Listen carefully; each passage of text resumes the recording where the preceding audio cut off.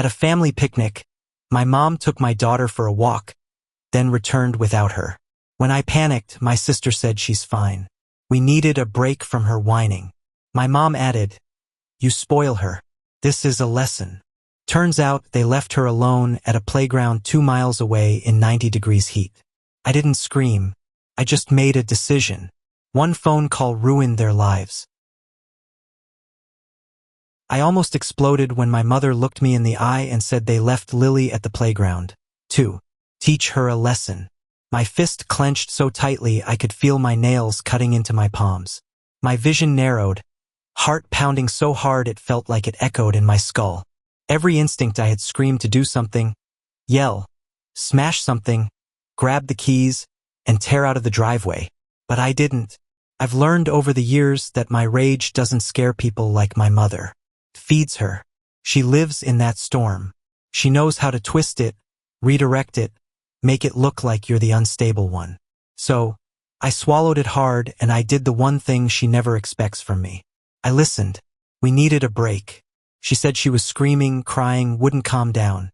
Ava didn't even pretend to be sorry. You should have seen her kicking, yelling. We told her to stop. She didn't, so we left. You left her? Emily's voice cracked. She was standing beside me, but already inching toward the door. At the park, my mom said like she was stating where she parked her car. There were people there. It's not like she was alone. She was, Ava added. For a little while. She needed to cool off. You let her walk all over you. It's not healthy. It took everything in me not to scream. We hadn't planned on coming home until later that afternoon. It was supposed to be a short weekend trip, just the two of us. Our first since Lily was born. We weren't even gone 48 hours. My mom practically pushed us out the door. Take some time for yourselves. She said, "We'll have fun. She's in good hands."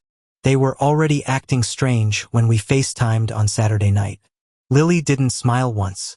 She didn't speak either, just waved and looked off camera the whole time. My mom said she was tired. Ava said she was sulking. But now we were here and she wasn't.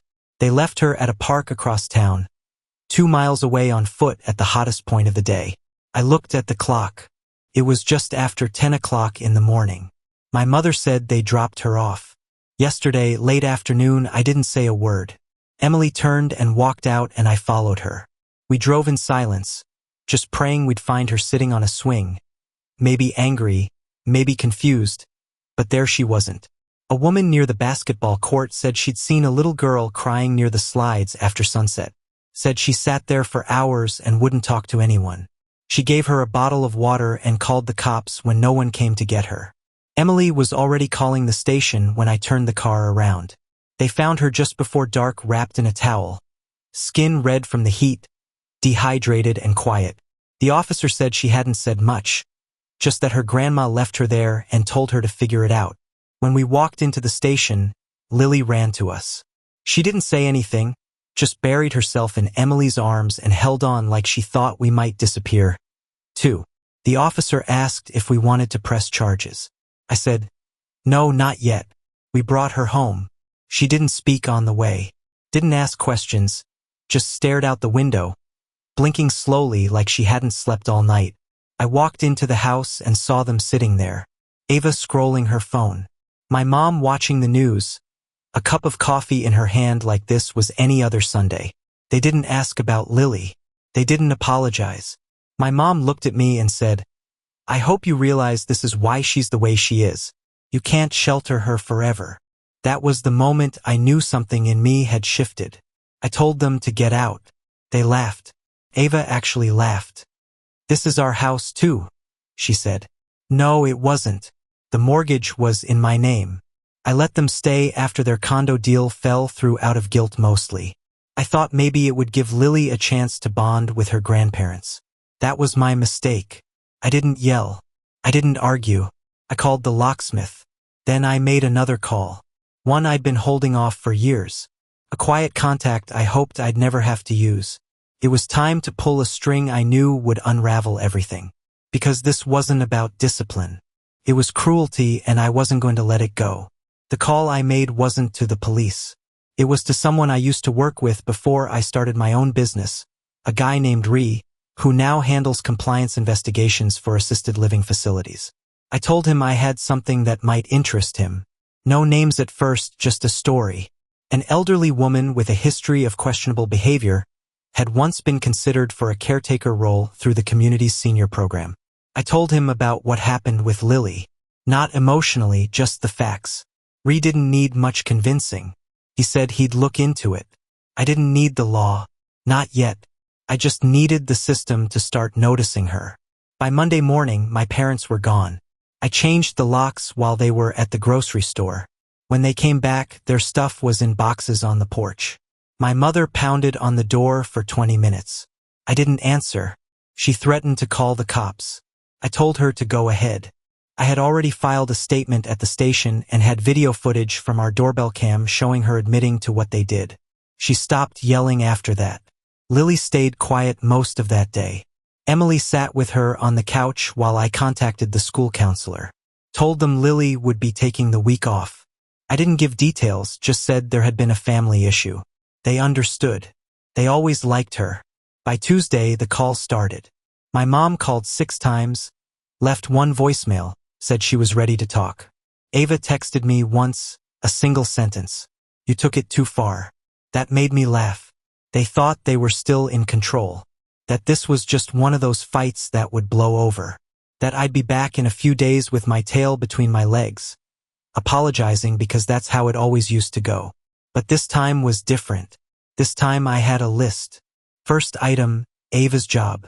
She worked for a small insurance company that prided itself on family values and ran regular employee background screenings. I submitted an anonymous tip with audio from my doorbell camera. Her saying they left Lily at the park because she needed to learn. I didn't need to say anything else. Her boss called her in for a conversation the next day. She was fired before the weekend. Emily, meanwhile, had started her own quiet campaign. She was polite, controlled, but methodical. She contacted my mom's church and shared a very calm, very carefully worded concern about her behavior with children. She didn't embellish. She didn't have to. By Friday, my mom had been encouraged to take a break from all volunteer activities. That was her pride. Organizing events, hosting community luncheons, reading Bible stories to the kids on Wednesdays. Gone. They still hadn't said sorry. Not once. And Lily still hadn't told us what happened in the hours she was alone. She was sleeping in our room now. Refused to be left alone in any room with the door closed. The school counselor said to give her time, so we did. But I wasn't waiting. I had more plans. The worst part was still coming. By the end of the week, my phone was full of unanswered messages. At first, it was my mom, firm, cold, trying to reassert control. "This has gone far enough. You're being childish." We did what was necessary. Then came Ava, who leaned straight into guilt. "I can't believe you're doing this to your own family. You're letting your wife control everything now." And the one that almost made me laugh. "You're ruining our lives over a tantrum." Then the tone shifted. By Wednesday, the messages were full of panic. "Please call us. Where is our stuff? We're being harassed." My mom said her church had temporarily suspended her from all activities and that someone had posted malicious gossip about her online. She didn't realize it had been Emily, and she hadn't seen anything yet. I never replied. The only people I was talking to were Emily, Lily's counselor, and a few friends who were quietly helping with the next steps. And Ray, the guy I used to work with, who had called me back the same day I gave him the details. He pulled a few threads, told me something interesting. Turns out my mom had applied for a position as a substitute aide at a local daycare months ago. She hadn't told me, probably assumed it wouldn't matter. The background check had passed barely. But Ree had connections, people who looked at things more than once when someone gave them a reason to. On Thursday morning, that daycare received a detailed report about her handling of Lily, complete with audio from the doorbell camera and a full written statement signed by me and Emily. They didn't reply. They didn't have to. By Friday, my mom got an official letter from the daycare saying they'd withdrawn her application from their candidate pool and added her to their internal flagged list. That crushed her more than any voicemail ever could. But that wasn't all. I'd done some digging of my own. Ava was renting an apartment with a lease under someone else's name. She and my mom had been subletting under the table while waiting to find something cheaper. I made an anonymous call to the property manager, posing as a concerned neighbor. I mentioned suspicious behavior involving children and that the tenants were unlisted. I included just enough detail to sound like a tenant, specific door, parking space, the times they were seen moving in. 3 days later, they were served notice. 30 days to vacate. Not a conversation, a decision. Meanwhile, Lily had barely left our side. She didn't want to go back to school yet. Emily stayed home with her, helping her ease back into a routine. Sometimes she played quietly. Sometimes she curled up and stared at nothing for hours. She still didn't talk about what happened at the park until she did. It was just past midnight. Emily was asleep. I was on the couch half watching something unmute when I heard soft footsteps. Lily stood there holding her blanket. "Can I tell you now?" she asked. I muted the screen. She came and sat next to me. She said they got mad because she didn't want to eat what my mom cooked. That she cried and asked for her mom. That Ava told her to stop being a baby. When she got louder, my mom said she was too much and needed to learn. They told her they were going for a walk. They walked her to the playground and sat with her for a bit. Then they got up, told her she could come home. When she was done acting and they left, she waited. The sun went down. She said she thought they'd come back. She waited until it was too dark to see the path. Then she got scared. She cried until her throat hurt, then stopped because it didn't help. A woman gave her water, asked her questions, but she was too afraid to go with her. She said she thought if she left, no one would find her. So, she waited again until the police came. She told me all of this with the kind of flat voice you hear from people twice her age. Like, she wasn't even there when it happened. I didn't sleep after that. The next morning, I updated the police report and gave them the full story. The officer was sympathetic. Said they need Lily to testify for anything to move forward. I knew she wouldn't, not yet. Maybe not ever. But that didn't matter because by now their lives were already falling apart. My mom had lost her reputation, her community, her chance at a second career. Ava had lost her job, her apartment, her social circle. Even her boyfriend had gone quiet after Emily accidentally ran into him at the grocery store and told him exactly what happened. And this was just the beginning because I knew something they didn't. There was one more person they didn't want involved. And she just found out what they did. The message came at 7:43 a.m. It was from Ava's ex, Daniel. They hadn't spoken in almost 2 years. Their breakup was messy, loud, and very public. The kind of implosion you can't clean up with time. But Daniel and I had always gotten along. Not friends exactly, but enough shared history that when Emily filled him in on what happened at the store, he didn't ignore it. His message was short. I heard what they did. I have something you might want to see. We met for coffee that afternoon.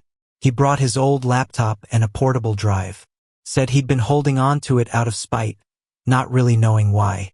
But after what he heard, he decided it was time. What he had was a hard drive full of video backups from the security system in the house Ava and my mom used to live in, the one we'd all helped clean out after they couldn't afford it anymore. The cameras had been left running for weeks after they moved out. And during that time, Ava and my mom had made some choices. Some of the footage was petty, gossip, arguments, backhanded comments about friends and neighbors. But 2 videos stood out. One was from nearly a year ago. My mom yelling at Lily during a visit, screaming at her for refusing to hug Ava, telling her she was ungrateful and manipulative. Lily couldn't have been older than 7. The second was worse. It showed Ava mocking Lily during a family dinner, mimicking her voice, calling her a soft little idiot. My mom was in the background laughing. Either of them knew the camera was there. Daniel had labeled the clips before giving them to me, just numbers and dates. But when I clicked play, my blood went cold. I didn't send them to the police. I sent them to Ava's old boss, the one who had already fired her. I knew he'd kept copies of her HR file, and I knew he still had pull in the industry. Then I sent them to the admin at the church my mom used to work with. Just an anonymous link. No message, no explanation. Let them draw their own conclusions. I also posted one clip, the tamer one, to a parenting forum my mom was active on under a different name. A video of her berating Lily for crying after a scraped knee. She didn't hit her. She didn't scream, but it was enough. Her account was deleted within the hour. That night, I finally called her. She picked up on the first ring. "Hello, you have 1 hour," I said, "to call me back and apologize to Lily, to Emily for what you did." One chance. There was silence. Then she hung up. She didn't call back. 2 days later, Ava texted again. This time, it wasn't rage or guilt. It was panic. "You need to stop. Please, we're being followed." I lost my second interview. Someone emailed them that video. They knew everything. They weren't being followed, but they were being watched in the way a reputation dissolves in real time like ink and water. Word spreads, eyes shift, trust erodus. Their names were being quietly removed from lists. Their messages were being left unread. The same community that used to eat out of their hands now avoided them in grocery aisles. And Lily, she was getting better. She still didn't like being alone, but she laughed more, started drawing again, slept through the night. She began asking to see her friends, to go to the library, to walk with us around the neighborhood. Slowly, the fear was loosening its grip, but mine wasn't because I still had one card left. Ava and my mom thought I was punishing them for one thing. They didn't know I'd found out about the other. I didn't sleep after watching the footage. Not the one with the screaming or the mocking. I could rationalize those, chalk them up to cruelty and arrogance, sure, but not surprise. They were who they always were. It was the third clip Daniel sent me that kept me up. Ava was on the phone, pacing. This was 1.5 years ago. She was talking to someone about money. She mentioned an account, my father's account. He passed away 4 years ago. Left a small inheritance that was supposed to go into a college fund for Lily. My mom had been in charge of setting it up. At the time, I trusted her. But in the video, Ava said something that twisted my stomach. "He still thinks the account exists. We just shifted it. She'll never notice. It's not like they check statements. He's too soft." I watched that clip 3 times before I believed it. Then I went to the bank. The account was closed 2 years ago. The money, every cent was gone. I didn't say anything to Emily yet. I wasn't ready for her rage. I wanted to be sure. I requested a full records check. Took a few days, but when it came back, the names were right there. My mother, Ava. They drained Lily's college fund and rerouted it into a personal account listed under a shell LLC Ava had created. Then it disappeared. The amount wasn't massive, but it was enough to buy silence. $37,000. I sat with that number for a while, let it burn. Then I acted. I contacted a lawyer. Quiet, experienced, ruthless. I showed him everything. The bank statements, the video, the messages. He smiled once and it wasn't friendly. He helped me file 2 things. A civil lawsuit for misappropriation of funds and a form of fraud complaint with the state. I knew how they'd react. They'd panic. They'd scramble. But they had no defense. The money trail was clear. The video was damning. And the law was on my side. When the court letters arrived, Ava called me at 3 a.m. I let it ring out. The next day, my mom left a voicemail sobbing. She said they were going to lose everything, that it was all a misunderstanding, that this wasn't how family handled things.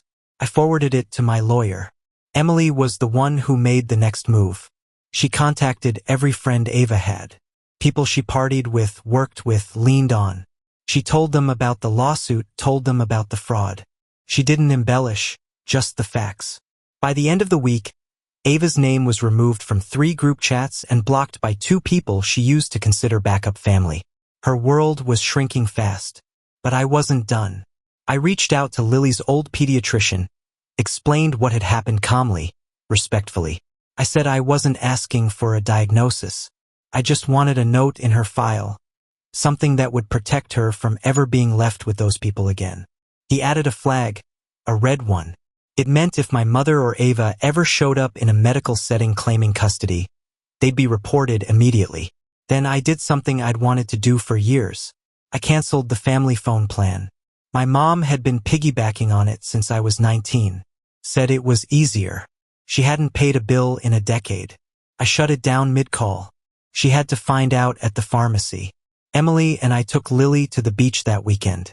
She found a shell she liked and told us she wanted to go back to school soon. We didn't talk about my mother. We didn't talk about Ava. We talked about waves and ice cream and which library book she wanted next. It was the first time Lily smiled all day without hesitation. And while she played in the sand, I checked my phone. Another voicemail from Ava. This one was different. Not anger, not panic, just one sentence. We know what you're doing and it's going to come back to you. That was the moment I knew they were truly afraid. Because for the first time in their lives, they had no cards left to play. I didn't throw a final punch. I didn't need to. By then they were already down, financially unstable, socially erased, clinging to scraps of relevance in a town that quietly pushed them out. The people they used to gossip with, lean on, call when they needed a favor, all gone. No one was answering anymore. I let silence do the rest of the work. And then I closed the door myself. I sent 2 letters, handwritten, one to my mother, one to Ava. No return address, no fanfare. Just a message they would never forget because it was the last thing they'd ever get from me. This wasn't revenge. This was correction. You were warned, given chances, protected, and still you harmed a child. My child, there is no forgiveness. There is no contact. From now on, we do not know each other. I dropped the letters in a public box outside Lily's school where I waited with Emily every morning. Felt right. The days after were quiet, almost too quiet. Lily adjusted faster than we expected. School helped. Her counselor helped. Muffin helped. That little mutt with crooked teeth and weird energy became her shadow. She started talking more, laughing without flinching. One night, she even brought out a picture she'd drawn of our family. It was just the 3 of us, no one else. Emily cried when Lily wasn't looking. I didn't. I had already cried everything out. We stopped hearing from Ava after the court date came and went. No response, no defense. Our lawyer pushed through a default judgment. Technically, they now owed us restitution. It'll never be paid, but that wasn't the point. The point was that it existed on paper, legally binding forever. The name of their fake LLC was dissolved. My mother lost her car, repoed after she couldn't make the payments. The community center she used to volunteer at finally took her off the board after someone submitted those old videos to the city's family services contact. Ava's name was quietly passed around in hiring circles with a red flag next to it. No one would touch her now. I knew all of this because I watched, not because I wanted to gloat, but because I wanted to make sure it was done. And then it was. Or at least I thought it was. 2 weeks later, I got a text from a number I didn't recognize. You don't get to do this and just walk away. No name, no punctuation, just that. I blocked the number, deleted the message, told myself it didn't matter. They were out of moves. They had nothing left. But a few days after that, I got a call from Ree.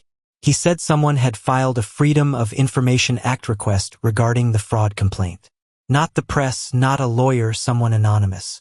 The file would be heavily redacted, but the fact they filed it all, someone was still digging. Could be them, Ray said. Or someone close. Maybe someone new. Just keep your eyes open. I didn't tell Emily. We just painted Lily's room the color she picked out. We were finally feeling like a whole family again. I didn't want to poison that moment, so I put the court documents in a fireproof box. I stored the videos on a separate drive, hidden inside a folder no one would stumble across. Printed everything, text messages, voicemails, emails, and locked it all in a drawer in my office. Not because I thought we needed again, but because I know them. They don't come back with apologies. They come back with plans. They wait until you've stopped looking over your shoulder, until you think it's safe to exhale, and then they test the fence again. But this time, if they ever come back, there won't be warnings. There won't be letters.